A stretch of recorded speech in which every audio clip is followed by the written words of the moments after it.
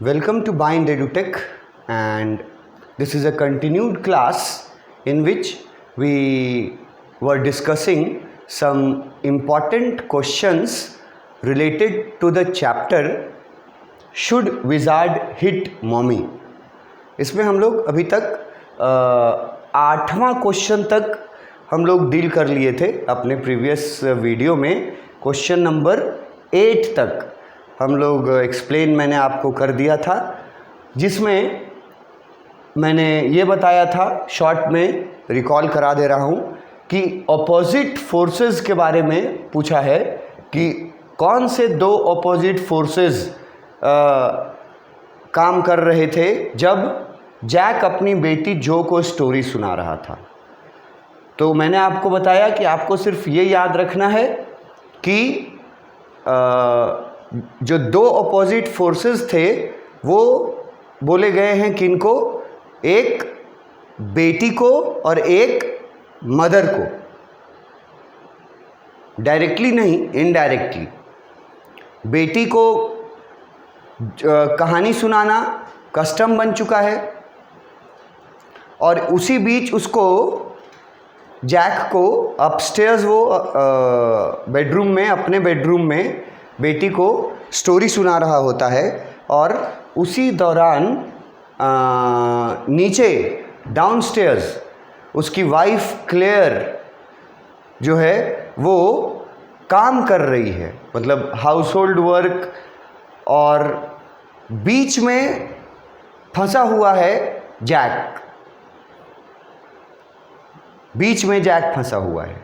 कहानी सुनाते वक्त 2 बार मैंने आपको दिखाया कि टेक्स्ट बुक अगर आपने पढ़ा होगा तो 2 बार मैंने दिखाया था, इसको जब डिस्कस कर रहा था, कि 2 बार ऐसा टेक्स्ट बुक में आया है जहाँ पे नीचे से कुछ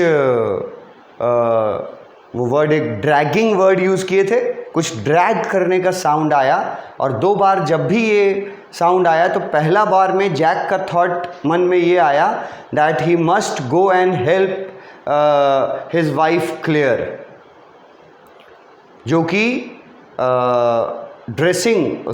ड्राइंग रूम में वुडन फर्नीचर्स को पेंट करने का काम कर रही थी, पुराने वुडन फर्नीचर्स को। तो पहला बार जब आवाज़ आया था चेयर के ड्रैग करने का, तो जैक का मन में ये रियलाइजेशन हुआ था, टेक्स्ट बुक पढ़े होंगे तो आपको वो लाइंस मिल जाएंगे कि I should go there and help her. फिर दूसरा बार भी एक बार जब कहानी सुनाते वक्त नीचे से कुछ भारी चीज़ ड्रैग करने का साउंड सुनाई दिया, तब भी फिर से एक बार जैक के मन में ये बात आई थी कि क्लेयर जो है वो 6 मंथ्स प्रेग्नेंट है और उसको इतनी भारी चीज़ें जो हैं जो काम वो कर रही है वो नहीं करना चाहिए इस स्टेज में। ये वो सेकंड बार में सोचा था। यही चीज़ आपको लिखना है कि एक तरफ बेटी का फ़र्ज़, बेटी के तरफ का भी फ़र्ज़ निभाना है, मतलब फादर होने का फ़र्ज़ निभाना है, और एक तरफ हस्बैंड होने का फ़र्ज़ निभाना है। 2 कैटेगरीज में के बीच फंस गया है जैक, एक तरफ फादर का रोल, एक तरफ हस्बैंड का रोल। तो ये मैंने आपको ये बता दिया था आंसर में एक्सप्लेन करके। आंसर आपको याद ऐसे रहना चाहिए, मतलब ये वर्ड्स, ये सेंटेंसेस याद रहें ये ज़रूरी नहीं है। आप किसी भी कैटेगरी के हो इंग्लिश में तो आपको सिर्फ ये याद रखना है कि हुआ क्या था। उसके बाद जो जिस कैटेगरी का स्टूडेंट है इंग्लिश में वो अपने कैपेबिलिटी के अनुसार उसको लिख पाएगा।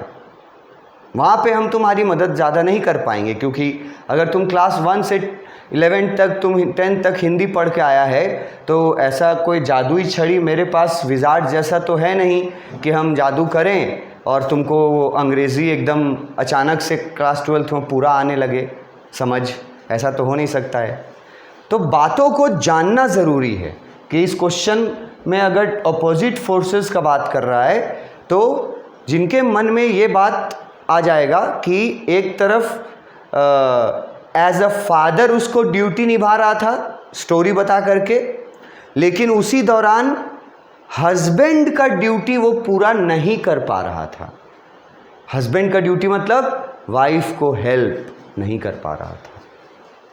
ये याद रखिएगा, इसको जैसे भी आप लिख दीजिए आपको आंसर में स्कोर्स अच्छे मिलेंगे। ये याद रखना चाहिए।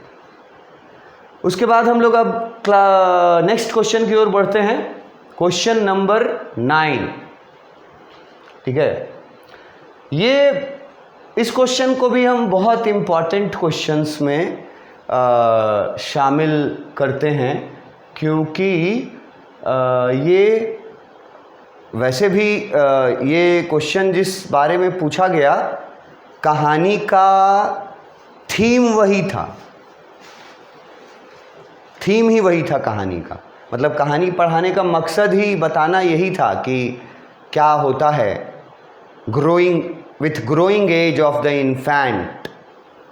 बच्चे जब 1 साल 2 साल तक कोई इन्फेंट बोला गया, 2 साल के बाद जब बच्चे बड़े होने लगते हैं तो क्या बदलाव होता है शारीरिक रूप से, जो बदलाव होता है फिजिकली, वो तो ऑब्जर्व्ड हो सकता है, वो तो दिखता है कि साइज़ बढ़ रहा है या वेट बढ़ रहा है, ये तो दिखता है। लेकिन मानसिक रूप से क्या विकास हो रहा है, ये दिखने वाला चीज़ तो है नहीं, ये तो नहीं दिखेगा आपको। तो वो ही बताने की कोशिश की गई यहाँ पर कि अगर मानसिक रूप से उनका जो ग्रोथ होता है, जो क्यूरियोसिटी होता है, when they grow from infant to their childhood, तो जो मानसिक बदलाव होते हैं ना, जो थॉट में साइकोलॉजिकल चेंजेस जो होते हैं, वो देख नहीं सकते आप, वो आपको समझना पड़ता है बच्चे के रिएक्शंस या बच्चे के एक्शंस को देख करके। ये आपको खुद समझना पड़ता है कि साइकोलॉजिकल इसका क्या क्या चेंज हो रहा है बढ़ते उम्र के साथ। फिजिकल तो आप देख सकते हैं। तो यही इसका थीम था इस चैप्टर का, उसी पर ये क्वेश्चन है। क्वेश्चन नंबर 9 पूछा है, what do you notice about those new reality phase.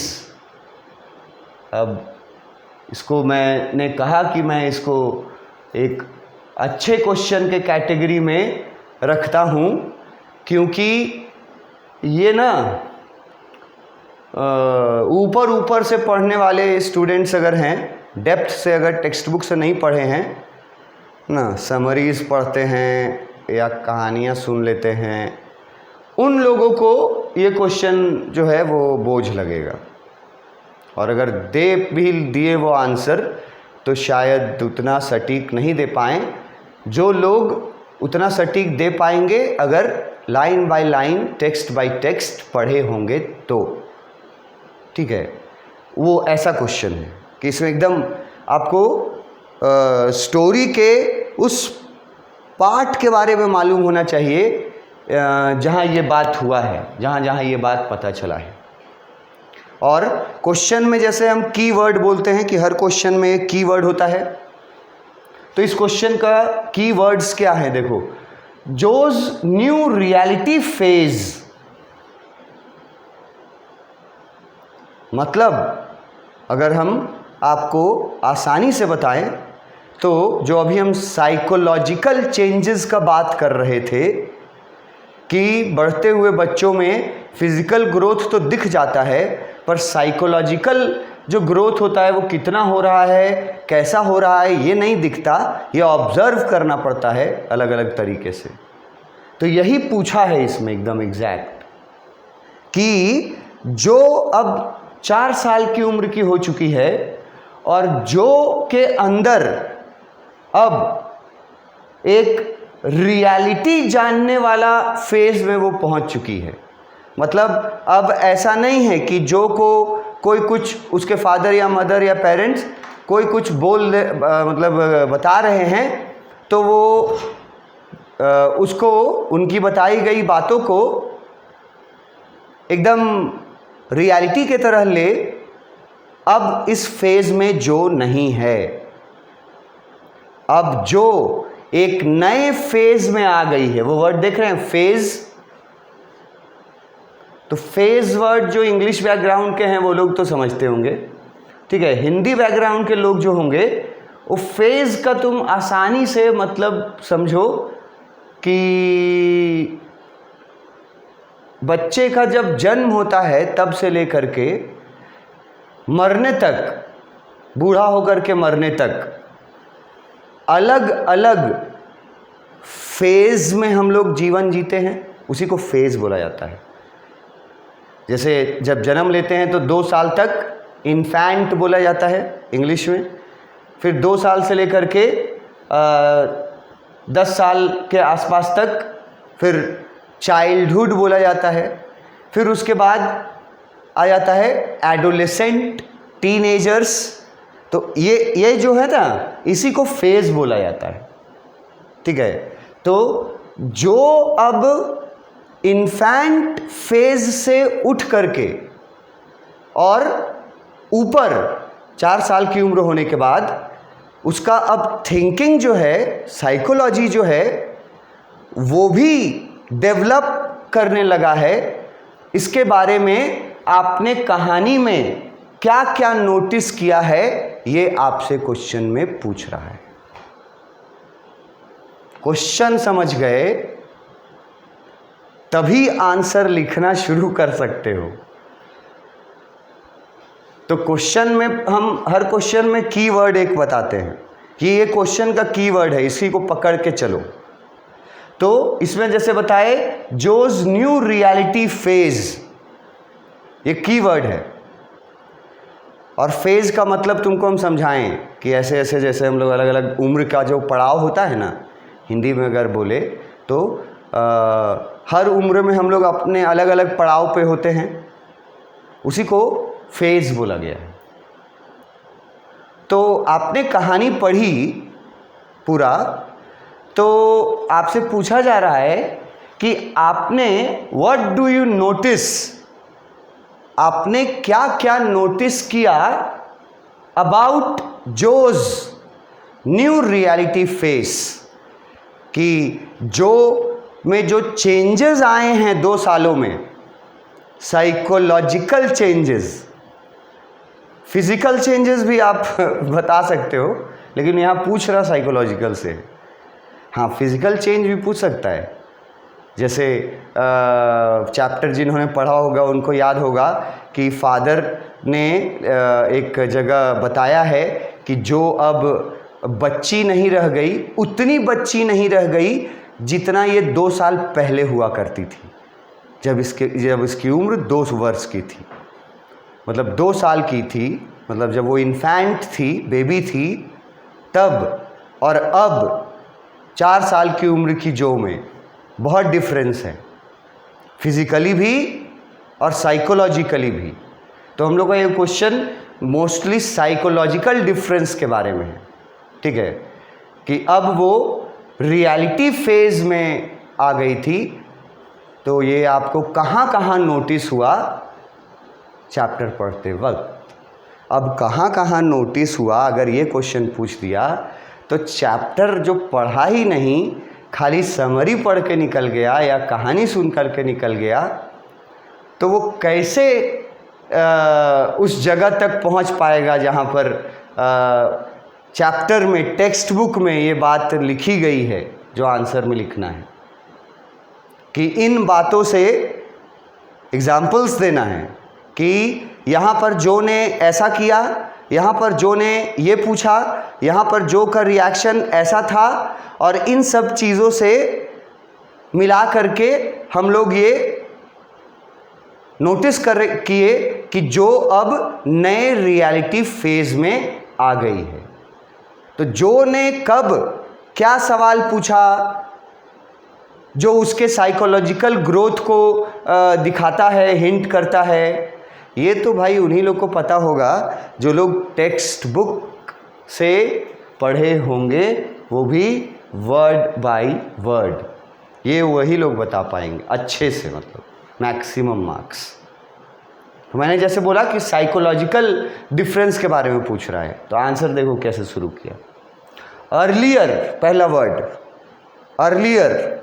अब अर्लियर का मतलब क्या है, ब्रैकेट में लिख दिए हैं, एट द एज ऑफ 2।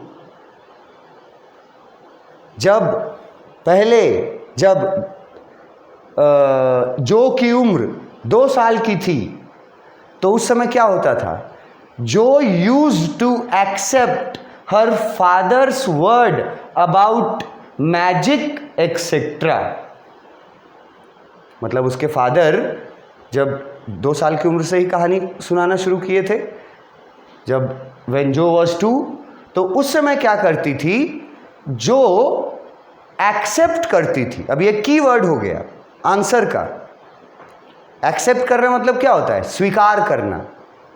और स्वीकार करने का एक अर्थ हम ये भी निकाल सकते हैं, ट्रुथ मानना, उस चीज को सच मानना।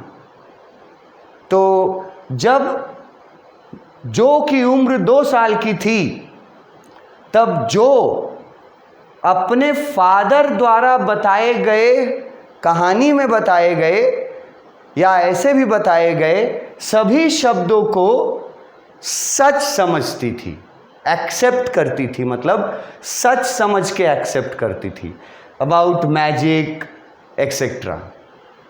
जैसे जब 2 साल की उम्र की थी जो, तो उसके फादर कहानी में सुनाते थे ना कि एक विजार्ड है जिसके पास एक मैजिक स्टिक है, और वो अपना मैजिक स्टिक घुमाता है और एक मंत्र पढ़ता है और लास्ट में बिंगो बोलता है, और उसके बाद प्रॉब्लम, किसी तरह का भी जो भी प्रॉब्लम रहता है वो सॉल्व हो जाता है।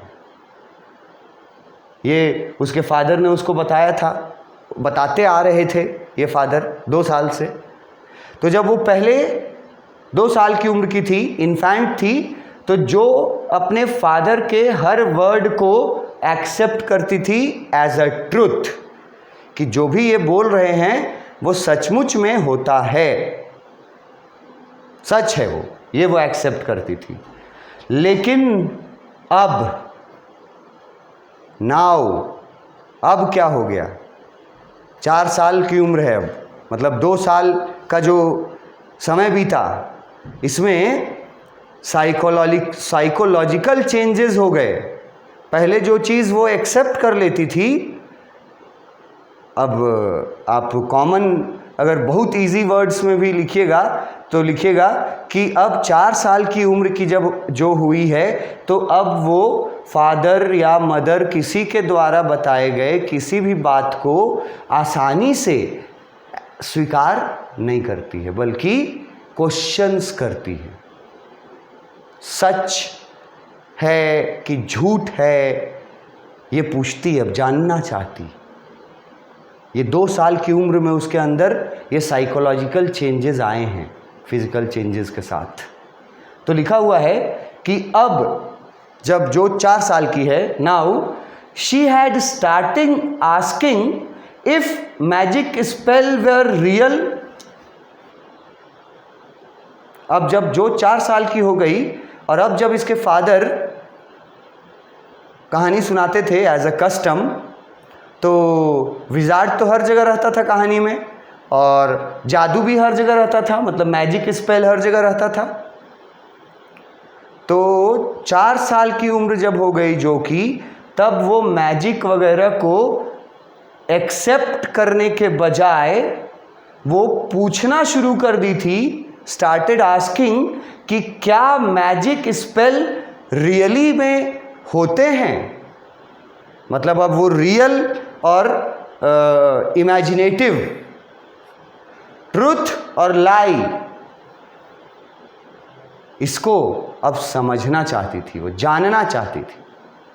जैसे फादर बोल दिए कि छड़ी घुमा दिया और रॉजर स्कंक का बैड स्मेल बदल गया गुलाब की खुशबू में, ये फादर ने बोला प्रेजेंट स्टोरी में। तो अब जो सवाल पूछ देती है कि पापा क्या मैजिक स्पेल सचमुच में होते हैं? If the magic smells are real, ऐसे अब सवाल वो पूछने लगी है। अब ये सवाल भी चैप्टर में, टेक्स्ट बुक में है एग्जैक्ट। आपको अगर देखना है तो आप जाके वीडियोस देखिए, विन लेक्चर जो मैंने एक्सप्लेनेशन में दिया है, ये बात आपको लिखा हुआ मिल जाएगा कि अब वो क्वेश्चन आस्क करने लगी है। और जो लोग पढ़े हैं अच्छे से किसी भी माध्यम से, उनको भी ये बात समझ में आ जाएगा कि हाँ, अब जो एक जगह पूछी थी कि क्या मैजिक स्पेल जो हैं वो रियल होते हैं, आर दे रियल, ठीक है।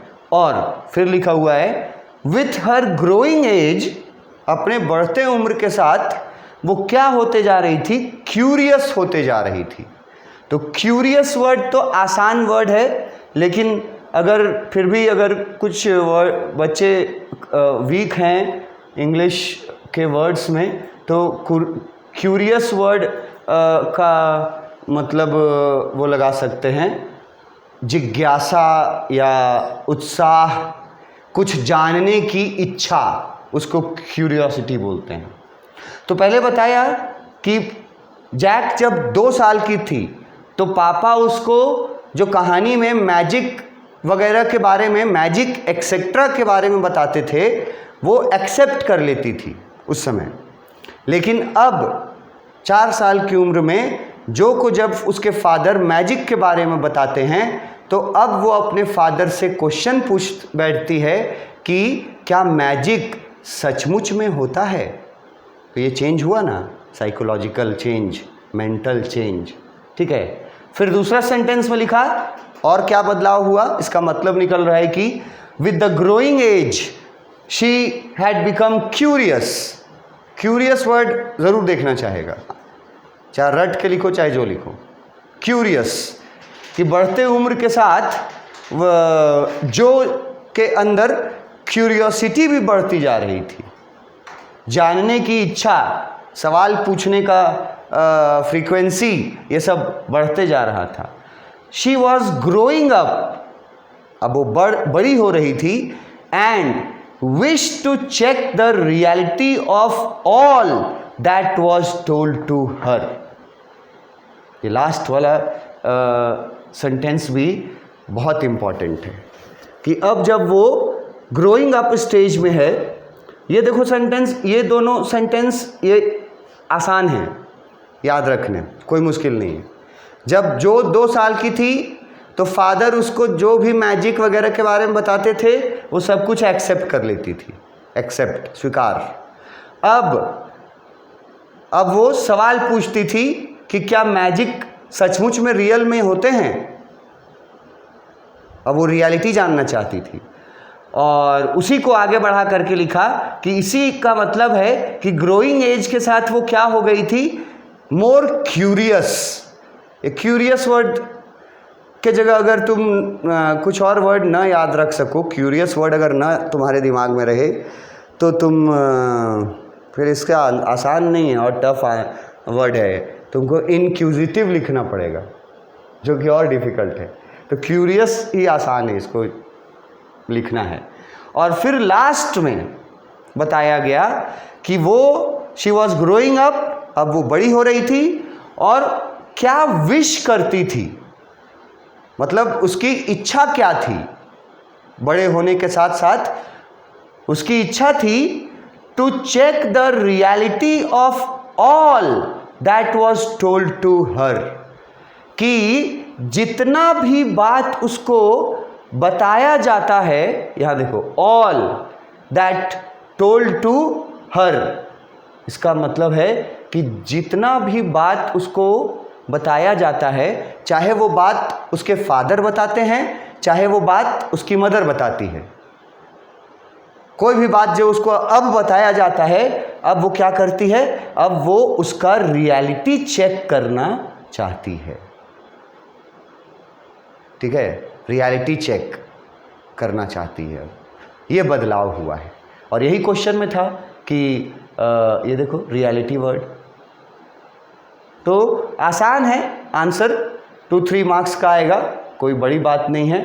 और अगर आप, मैंने बोला कि पूरे वर्ड्स को रटना आपके लिए संभव नहीं है, तो कहानी इसलिए मैं पढ़ने बोलता हूँ कि कहानी पढ़ा रहेगा तो आप इस चीज़ को खाली अगर आपके दिमाग में रहेगा भी ना, तो आप अपने स्टैंडर्ड के अनुसार, अपने स्टैंडर्ड का लैंग्वेज इंग्लिश में जो भी बनता है आप ये बातें लिखिएगा। एक्सेप्ट वर्ड लिखिएगा, मैजिक वर्ड लिखिएगा, ठीक है। फिर ये वर्ड लिखिएगा, if magic spells were real, फिर क्यूरियस वर्ड लिख दीजिएगा, और फिर ये कि अब वो रियलिटी चेक करना चाहती थी जो भी उसको बताया जाता था।